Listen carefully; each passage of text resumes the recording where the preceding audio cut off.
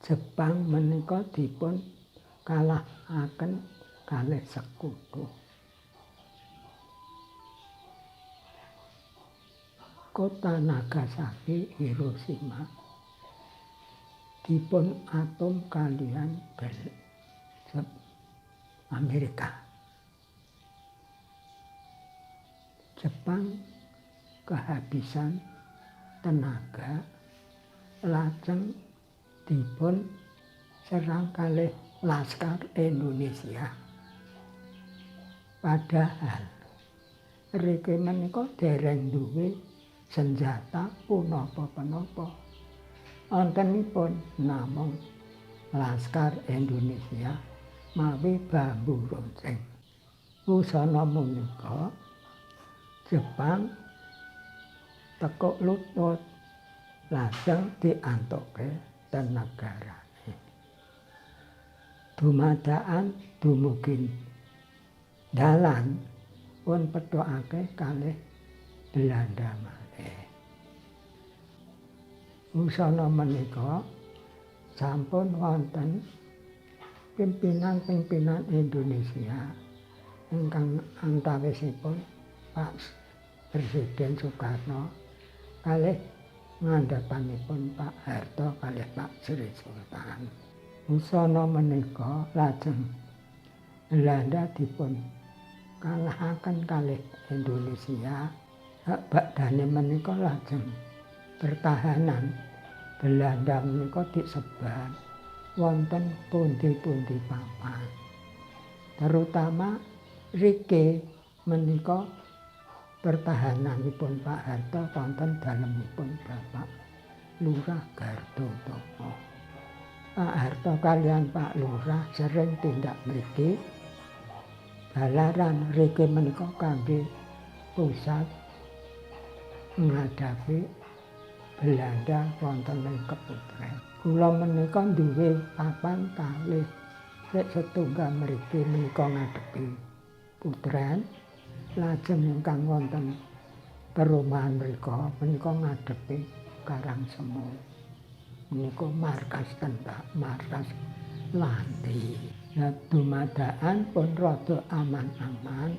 Lajeng Pak Harto menika nggawe monumen wonten Segara. Sak sampunipun menika lajeng kula dijak kalih mak cilik kula mriki. Ayo iradene kowe iki diweruhi karo Pak Harto. Ayo ndaftarke Petran. Lajeng gedang-gedangu kula niku yo diakoni tenan nek kula niku melu perjuangan. Ning kula nggih mboten melu napa-napa namung kanggonan toh mriko nggih kanggonan dadi kula niku diweruhi kalih Pak Harto jeneng kula. Wong jaman Jepang niku mboten nonton pangan. Dientekke digawa ten Jepang. Zaman Lanti wong tani nggih mboten iso nyambut gawe. Pendak kemis paing diuberi londo. Diserang saking dhuwur saking isor. Untunge daerah niki niku dereng wonten ratan. Nek pun nonton ratan kula kinten kulat karet. Tesih gunung. Lah niki anake Pak Mangun Mitra niku jaman kemis paing niku le ndelik ten guwa Jurang Gandul mriku. Lare kalih sik barep kalih adine nitik petong mriku. Niku serangan dhuwur bater. Ngisor diserang kalih londo dhuwur kalih montor mabur ngarepe londo nipun disapu. Setiap tanggal 10 November itu para prajurit terutama TNI kalau di Jogja ya katakanlah di makam ini di Jogja Kusuma Negara Pak Jenderal Sudirman dimakamkan di situ. Boleh suatu ketika adik-adik nanti kalau ingin hari-hari kayak gitu itu boleh ziarah ke tempat-tempat yang itu. Misalnya ini hari pahlawan. Tuh. Kalau hari pendidikan Ki Hajar Dewantara, mungkin hari-hari lainnya yang bersejarah mungkin adik-adik bisa untuk meneruskan perjuangan para bapak-bapak kita yang betul-betul pada waktu itu memang bangsa kita minim peralatan karena dijajah 350 tahun, bayangkan. Nah, rakyat menderita, maka kita atas kenikmatan kemerdekaan bangsa kita itu perlu kita syukuri. Jadi generasi anak-anak itu yang diteladani sekarang, kalau perang ulang perang dengan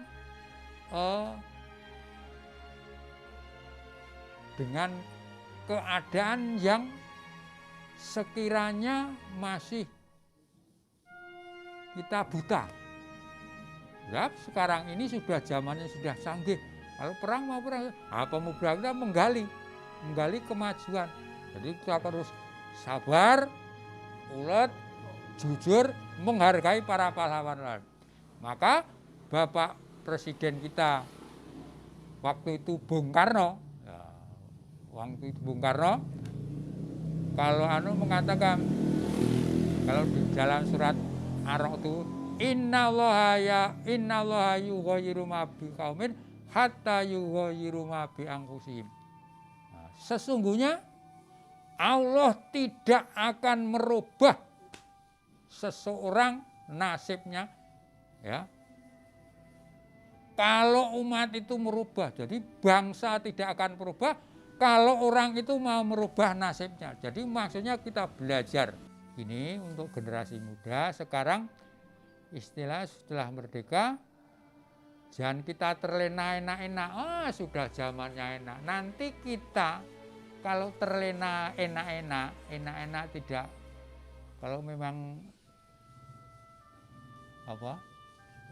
itu si para generasi kita sudah merasa puasa, nanti akan timbul malas lagi, akhirnya tidak tahu akan dijajah lagi. Berapa puluh tahun lagi mungkin akan dijajah. Kenapa kok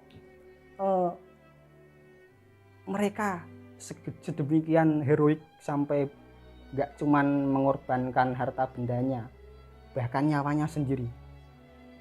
Kenapa? Karena gak mau terjajah kembali. Mungkin kalau sekarang terjajah itu kayak gimana sih perasaannya. Termasuk saya juga, karena saya nggak mengalami zaman dulu. Tapi dari yang saya baca, ya, berdasarkan kesaksian orang-orang pada zaman dahulu, juga pemikiran dari tokoh-tokoh nasional zaman dahulu, terjajah itu sangat memalukan bagi mereka. Bung Karno pernah bilang, yaitu jas merah, jangan sekali-kali melupakan sejarah. Bukan maksud untuk mereka ingin dikenang, Soekarno, Hatta, Syahrir, bukan untuk dikenang. Ya oke lah, pasti ada seperti itu. Tapi yang ingin mereka kenang adalah perjuangan mereka, terutama nasionalisme untuk generasi yang akan datang. Itu kembali lagi ke ucapannya Bung Karno. Pernah berkata, berilah aku 10 pemuda, maka akan saya goncangkan dunia. Tujuannya yaitu 10 pemuda yang apa? Yang berapi-api, nasionalisme tingkat tinggi. Terakhir ya, penutup, saya mengutip sebuah sastrawan, saya lupa namanya, ketika saya menghadiri sebuah seminar. Beliau bilang gini, kita sebagai warga Indonesia itu hidup di bumi pertiwi Indonesia. Kita makan dari hasil tanah Indonesia. Kita minum dari mata air di bawah tanah Indonesia. Hasil-hasil makanan itu kemudian menjadi daging dalam tubuh kita. Kemudian air yang kita minum menjadi darah kita. Mengapa kita kok tidak memperjuangkan negara kita? Dan itu yang dilakukan oleh para pahlawan pada saat itu. Kita mungkin enak sekarang, apa sih dijajah itu? Saya juga dulu mungkin kalau seumpamanya dijajah berperang saya juga akan ikut.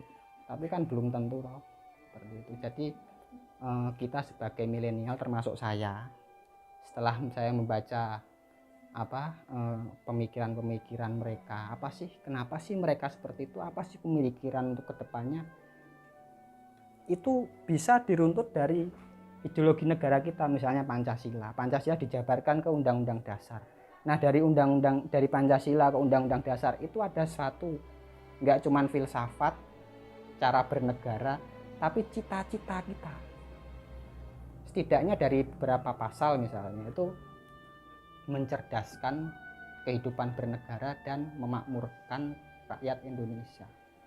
Nah, tugas kita adalah ya tentunya seperti itu.